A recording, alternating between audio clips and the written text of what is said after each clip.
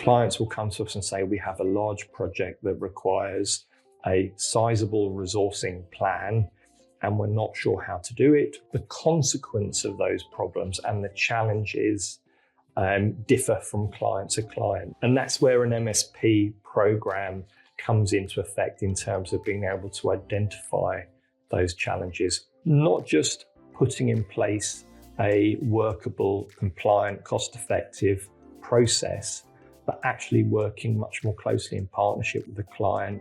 And there's more focus on the results and the process of MSP than there is how much money it can save. Managing a contingent workforce, including contract and temporary workers, presents significant business challenges. Managed solutions providers help by utilizing their talent pools for recruitment and sourcing, offering expert advice on workforce strategy, and providing support for administering contingent labor. But how can businesses assess if an MSP is right for them? What are the benefits and challenges? And how can they be addressed so an MSP can be implemented effectively? In this edition of Staffing Strategies Simplified, we talk with Anthony Breen, Business Development Director at NES Advantage Solutions. He shares insights on MSP as a service, the key benefits and applications, and how these staffing solutions enhance contingent labour management for companies with evolving needs in Europe. Yeah, so Anthony, thank you very much for joining us today on our podcast. My pleasure. Looking forward to the discussion. So I'll just jump straight into what we're talking about today, which is managed service providers, MSP. And the first question I've got really is, what are the pain points? What are the triggers for a business to consider using an MSP? Yeah, so good question. At core, there are several variations or several themes that always tend to pop up in terms of the types of challenges that an MSP overcomes. Generally speaking, there are cost issues, compliance, visibility, quality, time. So there is a combination of those challenges that usually a client or a prospective client of NES Advantage will come to us and say, I have a problem. The consequence of those problems and the challenges differ from client to client. So although they tend to be the same themes, the actual impact of those challenges on each individual organization is very different. And that's where an MSP program comes into effect in terms of being able to identify those challenges, qualify them, quantify them in terms of the impact they're having on operations in the business. And that allows us then to work very closely with our prospective clients to make sure we, on both sides, fully understand what those challenges really are, why they exist, and more importantly, how an MSP can overcome them. Thank you. So just thinking about those pain points, do you find with clients there is a particular point they reach where they realize, I suppose the question really is, how bad can it get before they realize the MSP is the solution? It can get pretty bad is the short answer to that. And quite often you've got to remember recruitment is at the front end, a very straightforward process, okay? Effectively, you're recruiting labour, contract, temporary labour or permanent labour for a business to run efficiently. And we only know what we know. Our clients often realise that they have challenges and they have problems, but it's often very difficult to qualify and quantify what they are. So we spend a lot of our time talking to strategy makers, heads of talent, heads of HR, who are striving to find a better way. So it's a real mix of clients who will come to us with a particular challenge, a particular project, and managed services by definition comes with scale. So clients will come to us and say, we have a large project that requires a sizable resourcing plan and we're not sure how to do it, or we have budget constraints, or we have other challenges. And clients also come to us and say, what else is out there? We are satisfied with how we operate from a talent perspective, be it contractor, flexible labour or permanent labour, but we're striving to see how else we can improve. So there's a real mix of companies that have recognized a challenge, a problem in any phase of the life cycle, and also companies that are really just striving to see or to challenge the status quo. Okay, brilliant. So for clients who are looking and not necessarily knowing what services they need in terms of MSP versus, say, an RPO or a direct recruiter, what defines an MSP over an RPO, for example? Yeah, so every single client that we talk to starts with what we'd often refer to as traditional recruitment. And what that means is that they will go out to market, they will engage and procure usually a selection of suppliers. And that selection can include geographical coverage, specialist suppliers. We refer to that as a PSL, preferred supplier list. That PSL is usually managed by the client. It is quite often procured by a procurement function. They're procured by a supply chain function, and they're either then managed by supply chain or sometimes HR or sometimes at a local level. So with a PSL, there's lots of variation. And what you tend to see is as businesses grow, and we're a very project-driven industry, you'll find projects come and go. The project life cycle changes constantly. The PSL becomes quite large. The managing of those multiple suppliers becomes quite onerous. And remember, in most cases, operationally, it's being managed by people who have a day job. And what an MSP does is really take away the onerous components of sourcing and managing flexible labor, contingent labor. An MSP refers to a managed service provider, or occasionally it's referred to as managed service provision. They mean the same thing. An MSP is a managed service of your flexible labor. And often how to tell if organizations are talking about the right type of service as we understand it in the market. MSP is always associated with flexible labor. Typically, the technology that comes with an MSP is a VMS system, a vendor management system, which the managed service provider uses to coordinate the program and the service. Whereas RPO is a recruitment process outsourcing. So it's still a managed service, but it's a managed service for permanent labor and permanent recruitment. And we try not to get too hung up on the acronyms and abbreviations, because different suppliers use them in slightly different ways. But generally speaking, MSP is temp, RPO is perm, and both are managed services that you would utilize when you want to get more out of your suppliers and you want a more streamlined, cost-effective and compliant and quality service for your recruitment, your flexible or your permanent labor. Brilliant, thank you.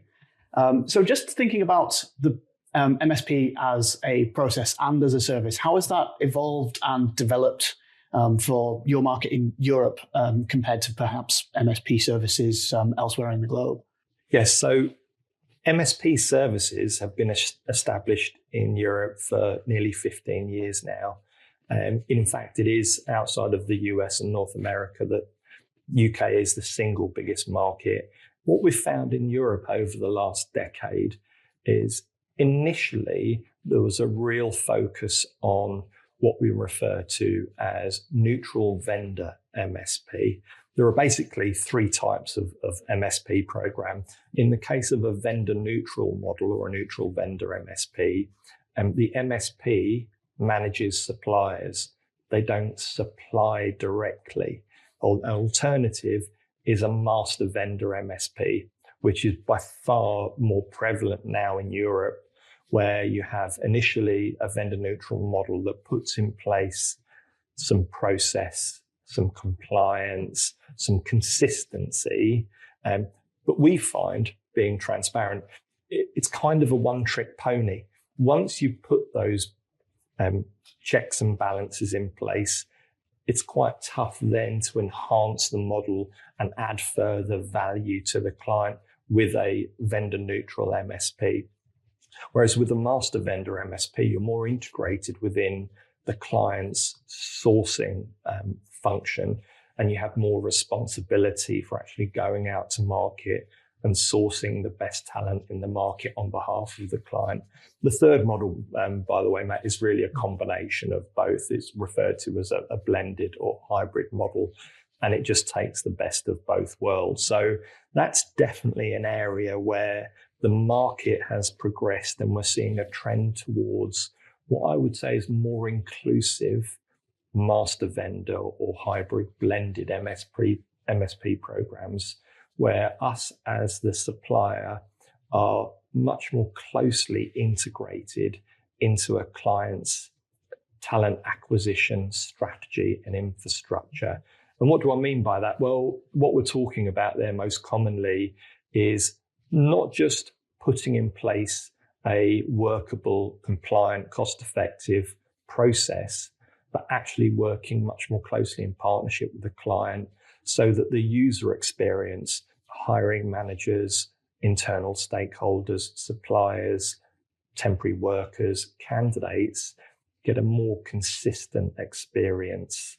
And there's more focus on the results and the process of MSP than there is on the pounds, euros, or dollar signs in terms of how much money it can save. So definitely that's an area of progression in terms of being more integrated and more aligned with an organization's talent acquisition strategy for a better service for all stakeholders.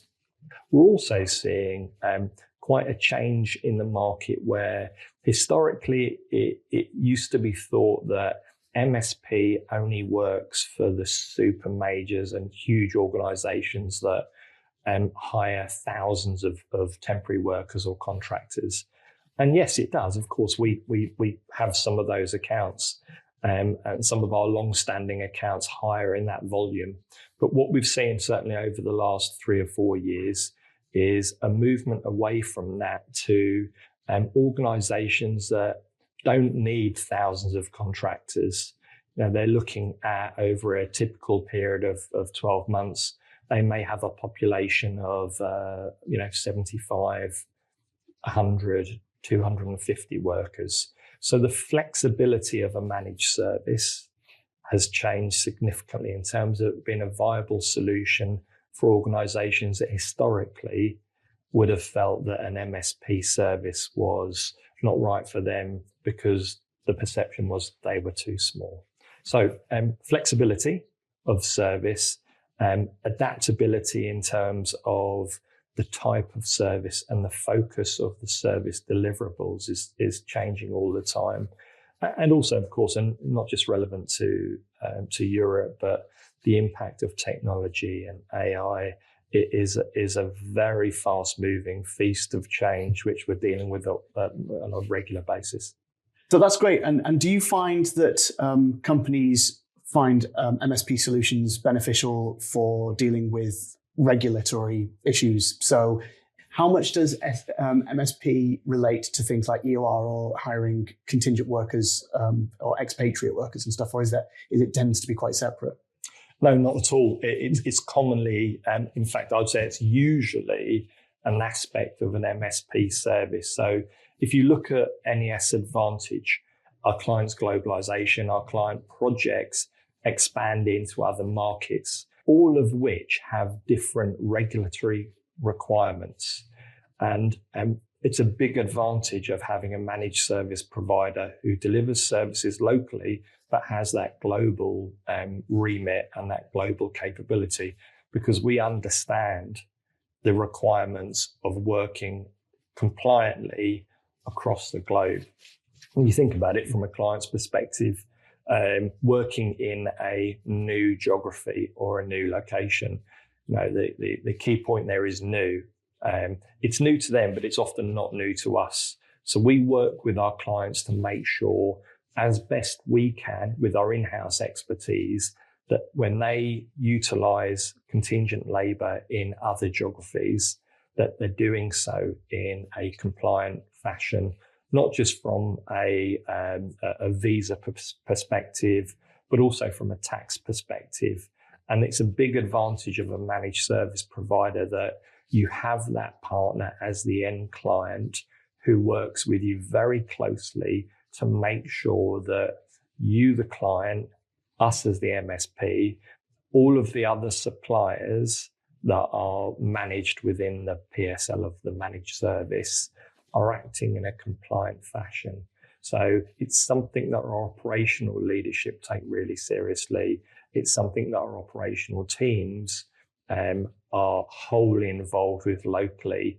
So it's a really big part of what we do in managed services. Yeah, absolutely. And that makes sense because the industries that we work in are global industries with a global workforce who move around for the opportunities with suppliers who are based all over the world as well. So it makes sense that that is part of that solution. Yes, completely. Fantastic. Thank you. So what would you say are the key benefits of working with an MSP? So the primary benefits of an MSP program are solving those challenges that we talked about a few minutes ago in terms of cost, making sure that an organization is not overpaying for its labor and not necessarily just overpaying for the fees it pays to its preferred suppliers, its agency suppliers or its MSP, but the total cost of your contingent labor. Equally, compliance in terms of making sure wherever possible you're operating compliantly. Time is absolutely critical for the businesses that we work with in terms of running huge multi-billion pound operations that are very dependent on having the right skills at the right time in the right location. So access to labor, compliance, quality are all issues that are overcome with a well-run managed service provider. Okay, brilliant. And one of the things that we talk about within the European markets as well is just around policy management and things like DEI and stuff. But what are the kind of key benefits around those areas as well? Yeah, and it's a super hot topic at the moment, isn't it, Yeah. globally in terms of different perspectives. But DEI is an area that we've found has significantly changed for the better from a service provision perspective. So DE&I we're seeing is something that we are being asked proactively to support from a managed service perspective to our end client. And what does that mean? So a practical example of that is that we often go out in local communities and build awareness of our client as an employer in the local community, as a location for flexible work. So obviously, in many cases, they are not the employer of a temporary worker. An agency will be, or there'll be other engagement methods. We work with our clients to identify groups that are underrepresented, whoever they may be. And we work proactively to go out and encourage all types of people to be aware of opportunities, to be interested in opportunities. So that's absolutely a way that DE&I focus has greatly impacted the services provided by people like NES Advantage, a managed service provider, to our end clients. And yeah, and obviously having those DEI policies in place means that you have access to a wider talent pool because you're looking more broadly than businesses or industries that may not necessarily have that focus. Yeah, completely. Expanding horizons and also looking forward. Now, one of the challenges across the recruitment industry is it can be, and it's completely understandable why it is, but it's a very reactionary process. Now, a end client needs more labor. Now, when that's planned, that's wonderful, but business operations change on a minute-by-minute, day-by-day basis. So quite often, recruitment requirements aren't planned and are urgent. So it's our job as an MSP partner to be able to obviously manage that and service it, but also it's our responsibility to think ahead and to work with our clients to be aware and ready when that unplanned requirement happens again, because we know it will. So having a focus on DE&I and expanding the talent pool is a win-win for everyone, for the people, local communities, for candidates, for clients. So there's a short-term and a medium to long-term benefit as well. And it's something we're rolling out across all of our managed service programs, is that local community engagement profile and service, with already some really great success and wonderful stories for our end clients to be able to share. Yeah, absolutely. And it does lead me on quite well to the next question, thinking kind of across the platform or across the program. What does a typical MSP implementation look like? What are the sort of steps that you would take a client through? Okay, so the good thing from a client's perspective is we do most of the heavy lifting. That's not to say the client isn't involved and supportive. Absolutely, for it to be successful, they have to be. But on a split, I would suggest that typically we would take about 80% of the responsibility in terms of implementing a new program. The implementation will take place usually over between 12 and 15 weeks. And during that time, it's business as usual for the client, for hiring managers, for all stakeholders. So whatever you do today carries on and gives us separately opportunity to build a program, the infrastructure, to be ready to be set up to go live at a fixed date. We also manage the technology infrastructure to make sure that everything is set up and fit for purpose. And a big part of that program is actually establishing very early in implementation a benchmark. And that benchmark is what happens today. What we'll typically find is some parts of an existing process work really well. And why would you change them? It would be mad to. So you'll just incorporate them into a new program. But we also absolutely find areas of enhancement, improvement, and we build that in to the program, the implementation program. We roll out the program so that on go live, everyone understands very clearly what the program's about, who we are as your new managed service partner. Everyone understands what their role is. And we also, post go live, have a support function that anyone can come through to our team, our MSP team, our implementation team, our support lines if they've got any questions, queries. In that first phase, that first go live phase of 4 to 8 weeks. And what you tend to find then as you go live, well, everyone quickly adapts to a new model, because for most people at the front end, the model hasn't changed significantly from a day-to-day perspective, except that process is more consistent, it's more streamlined. They're getting access to workers faster at a better cost in a more compliant way. But from a user perspective, the implementation program is designed and built so that the transfer over to a new MSP partner is seamless. They'll just suddenly wake up and it'll be an infinitely better quality of service. Brilliant. And what do the average timescales look like from the time a client could come to you to go live? How long does the process typically take? That varies dramatically in terms of a multitude of issues, but generally speaking, from the first point that we talk to a customer to go live is usually about 12 months. It can be a bit longer, it can be a bit shorter. We have to realize and remember, although we are living and breathing managed solutions, and more often now than ever before, we are being approached by customers who've already had what we'd refer to as a first generation MSP.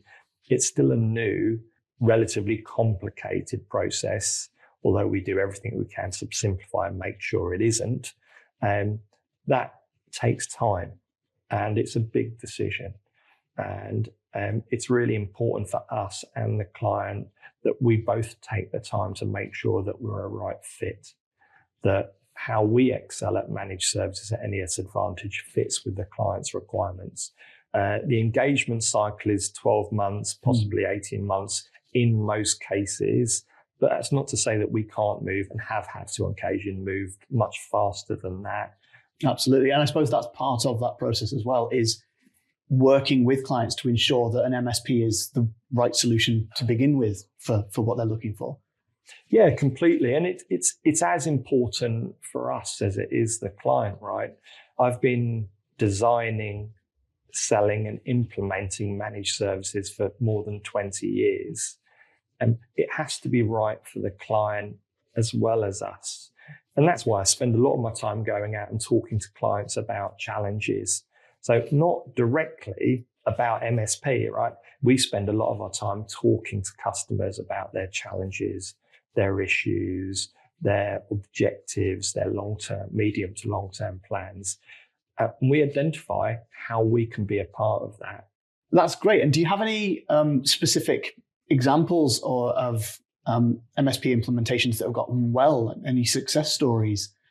Practical examples. Most recently, we're proud to mention, we talked about DE&I being an issue and being important for our clients. So for a number of our clients over the last 12 months, we've implemented a proactive talent pool function that's specific to each client. So every MSP service is individual to that client. We have dedicated teams at the front end who build relationships, who get to know the client, who are integrated into the client, often actually on site with the client. In each case, they are targeted to build a talent pool specifically for that client. We source and generate and build talent pools for each individual client. So that's something we rolled out quite a while ago, actually, for our largest global energy company. And we're now rolling that out across all of our other MSP programs, because it's all upside. It's all positive in terms of candidates, diversity, everything we talked about earlier on with regards to enhancing the quality of people and the quality of service that we provide on behalf of our clients.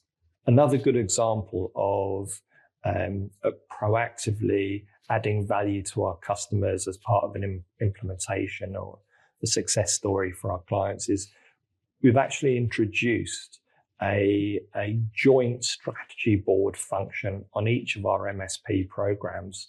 So this is a small team of stakeholders, client and MSP side, who are tasked with meeting usually every quarter, completely separately from business as usual operations, right? These are people who, on client side, again, have decision and strategy making responsibilities. On our side, it's people that can make things happen internally at NES Advantage. And they are tasked with coming up with projects, service enhancements, process improvements that they will usually identify one or two at each quarterly strategy review board. And they will commit to each other, to both businesses, to go and explore the benefits of those service enhancements, bring them back into the business, and then, if approved, introduce them. And that's something I'm really excited about, because it's over and above everything we've committed to delivering business as usual, but it's got the buy-in of the client side as well as us. So it's a win-win for everyone. So that's a great example of a success story from what we're doing. Yeah, absolutely. And it also shows that MSP as a solution isn't 10 bullet points on a website. There's a core of it to help clients get started, but there's that element of continual improvement. So they know that it's always going to be bespoke, and it's, as long as they engage and it's always engaged, it's always going to become more relevant with better results over time. Absolutely. So just thinking about clients that are potentially watching this podcast and are still deciding whether or not MSP is right for them over other solutions, what's your advice and tips for clients that are thinking of going down this route? What are the things that they should look for first? What I'd suggest, Matt, in the first instance is that actually anyone listening to this podcast or watching it takes a step back from that decision. Many of the organizations that we talk to that have become our clients didn't come to us initially to say, I want an MSP, NES Advantage. How can you help us? We want you to be our partner. They come to us because they have contingent labor recruitment challenges, and they're going out to market for subject matter expert engagement, asking what else is out and about, what else can I do, what is the rest of the market doing to overcome these challenges. So in the first instance, what I'd suggest, contact me, contact NES Advantage, have a open conversation about your challenges, your perspective of where you think your business, your recruitment function excels, where it's working, what's right, what's not so good, where you feel there's areas of improvement. And we have access and insights from a whole sector, from hundreds of organizations, particularly in the energy sector, where we can benchmark where you are today as an organization in terms of how you procure and engage contingent labor. And we can compare that to best practices in the business and share that. And that information is really valuable when you're selling the concept of an MSP service internally, because of course it's such a major change and a major decision. You need to have that buy-in from your exec and your senior stakeholder teams within your own business. And being able to go to that and using facts, figures and data and say an MSP with the right partner will deliver these savings, these efficiencies, these quality enhancements, these compliance enhancements.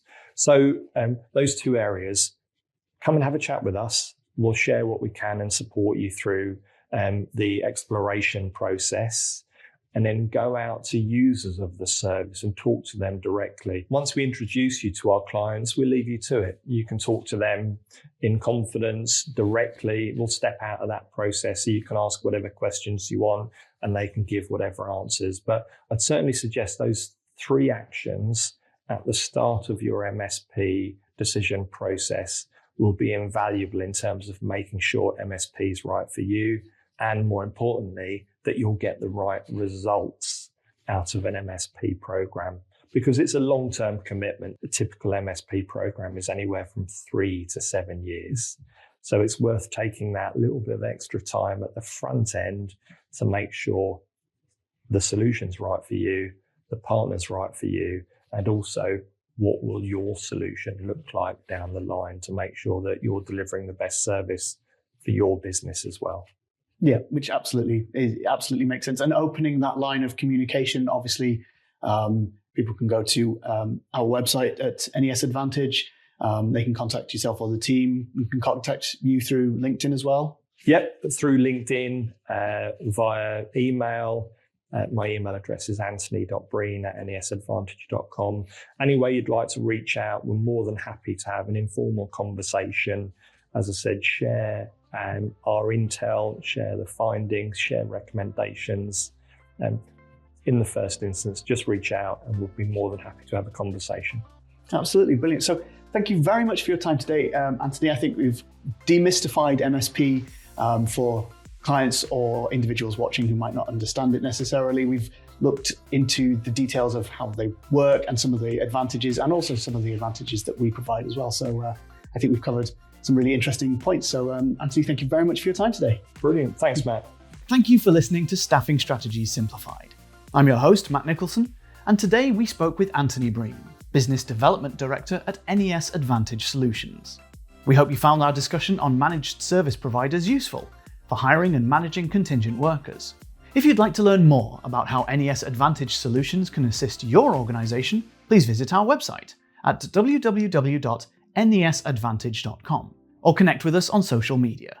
Thanks for watching and listening.